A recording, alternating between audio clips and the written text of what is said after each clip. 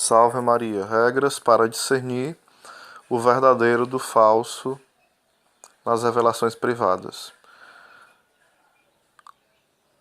Do compêndio de Ascética e Mística, né, do Tanqueray, número 1506.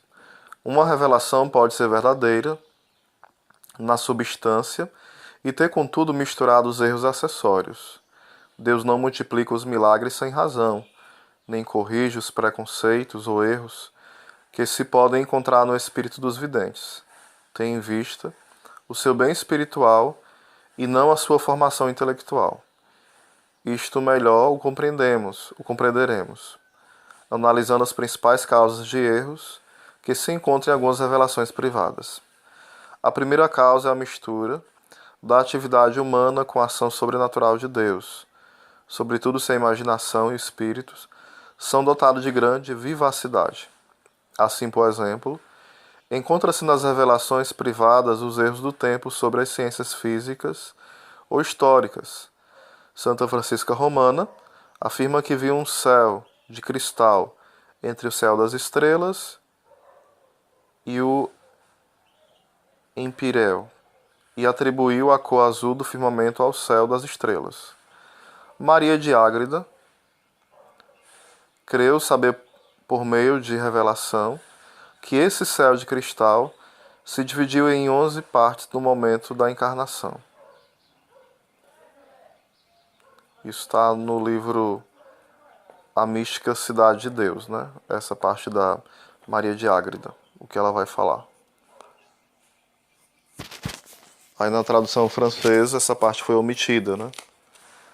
Tem uma tradução também em espanhol.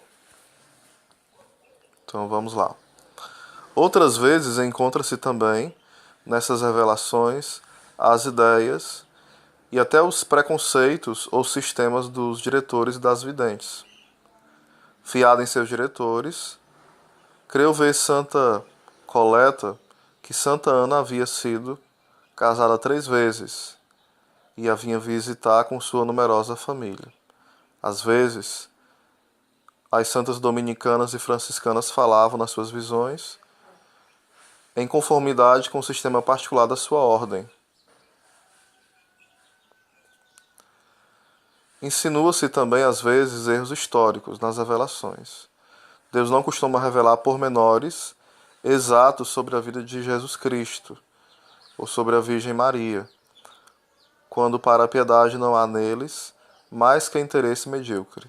Ora, muitas videntes, confundindo as suas piedosas meditações com as revelações, dão pormenores, números, datas que contradizem os documentos históricos ou outras revelações. Assim, nas diversas narrações sobre a paixão, há um sem número de pequeninas circunstâncias, relatadas nas visões, que são contraditórias. Por exemplo, sobre o número de golpes que Jesus recebeu na flagelação, ou em oposição com os melhores historiadores. Aí um exemplo que vai falar, né? O prefácio da vida de Verônica de Binasco, que tinha uma profecia, né? E tem algumas coisas que não batem tanto.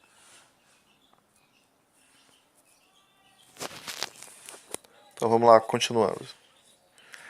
Não profecia, né? Mas os pormenores da profecia. Uma revelação divina pode ser mal interpretada. Por exemplo, tendo Santa Joana d'Arc perguntado às suas vozes se seria queimada, elas lhe responderam que se se entregasse a Cristo Nosso Senhor, que ele a ajudaria, e ela seria libertada por grande vitória. Ora, ela cria que esta vitória seria sua libertação do cárcere. Foi em realidade o seu martírio e a sua entrada no céu. São Norberto havia declarado saber por sua revelação de maneira certíssima que o anticristo vinha no tempo da geração atual.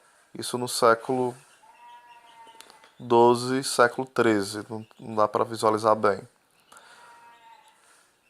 Apertado por São Bernardo, disse que ao menos não morreria sem ter visto uma perseguição geral na igreja. São Vicente Ferrer havia anunciado o juízo final como próximo e parecera confirmar este vaticínio com milagres.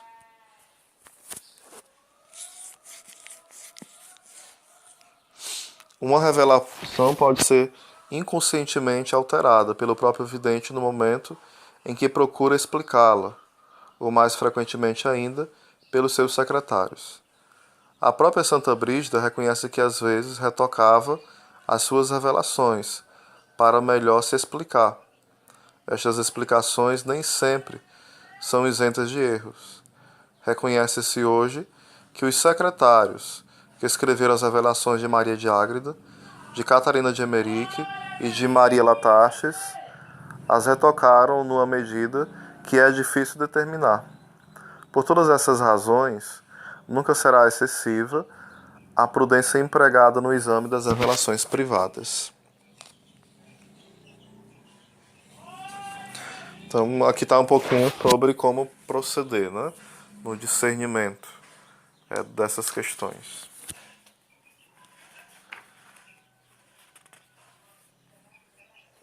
Então, é preciso muito cuidado, porque muitas vezes a gente pode, por exemplo,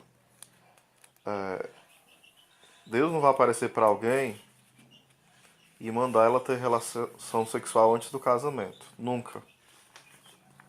Ou nem na imaginação, nem de forma intelectiva, de forma alguma. De forma nenhuma. Deus vai permitir algo do tipo que a pessoa ela incorra em pecado mortal através de uma revelação, como se isso fosse de Deus.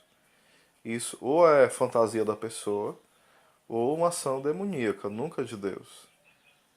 Então ter esse cuidado. Deus não vai mandar uma pessoa pecar mortalmente, ter relação sexual antes do casamento, namorar com uma pessoa casada, roubar, matar alguém. Isso de forma alguma. Em nenhuma hipótese, né? Tenhamos esse cuidado, né? O discernimento dos espíritos.